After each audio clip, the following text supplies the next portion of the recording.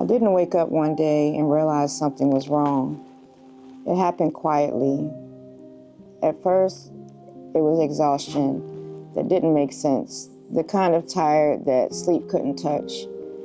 Then came the pain, small at first, easy to explain away. I kept telling myself I was just pushing too hard, doing too much, being strong like I always had to be. I was functioning on autopilot, smiling, showing up, being reliable, being me. But inside, something was slipping. I didn't have the language for what I was feeling yet.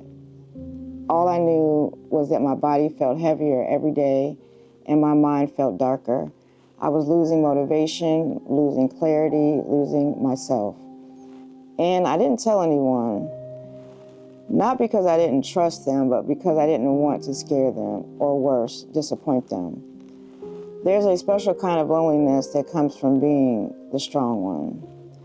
When people are used to you holding it together, they don't notice when you're barely holding on.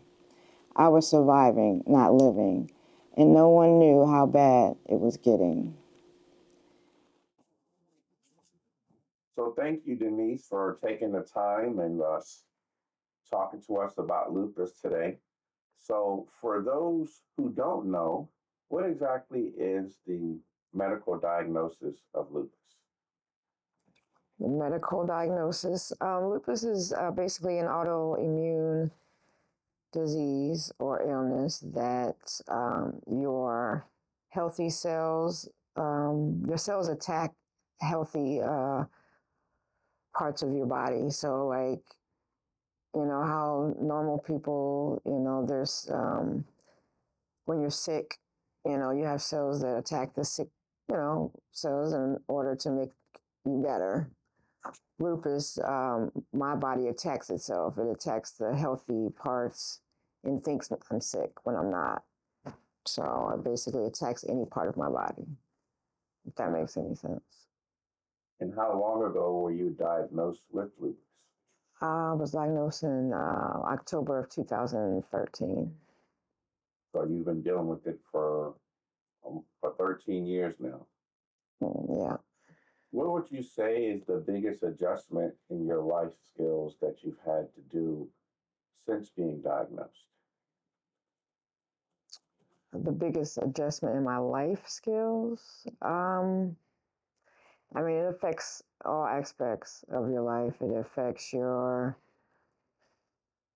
relationships, your family dynamics, your work, you know, just it affects every part of your life when you're diagnosed. So can't pinpoint one specific, but it affects, you know, many parts of your life. What type of treatments are available for people who have lupus?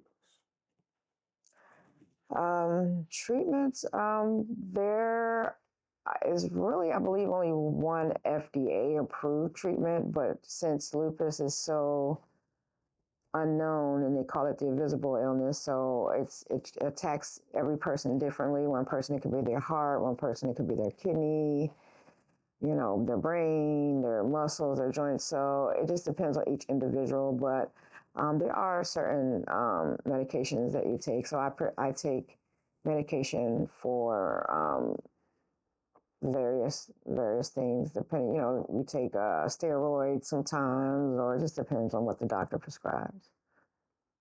And for those who suffer with lupus, would you say it's something that the medical doctors have a good grasp on, or is there still a lot of unknowns associated to the disease? There's a lot of unknowns because, again, it's something that affects everyone different. It's a chronic illness, meaning that there's no cure. Now there's no cure. So, what was the question again? How do you feel that the medical doctors Oh, well, it have took a them. grasp on the disease? Well, there's a specific doctor, which would be a rheumatologist, is who someone with lupus would have.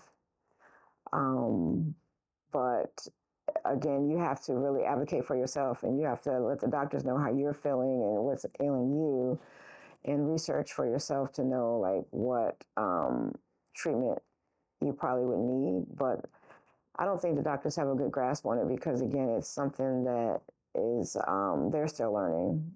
You know, it's not a cure, so it's just something that we have to deal with. And would you say that a person with lupus would need to have sit down discussions with family, friends, employers, just so that they know the signs of when you're having a good day or a bad day? I think that family, friends should have a good grasp on what lupus is in order for them to understand. You know, there's, you know, relationships, you know, you could be going through mood swings or just having bad days or stress, you know, is something that makes it worse. It makes you flare up. You know, stress is something that causes flare up. So, you know, work, you know, various jobs, you know, could just be too stressful or sometimes you just need some time to rest or some time to just be alone just to kind of like heal yourself. Okay. And final question, what would you say that someone can do to help advocate for those with lupus? Do their own research and understand it for themselves and to recognize the signs of lupus or not you know, take to heart, you know, say you're invited out somewhere and you know, I can't come because I'm just too tired or I'm just not having a good day or, you know, things like that. It's not, don't take it personal type of approach because it's a lot of times it's not that don't want to do something, I just simply can't. Well, Miss Denise, we appreciate you taking the time and educating us on lupus, and we ask that you have continued good health. Appreciate it.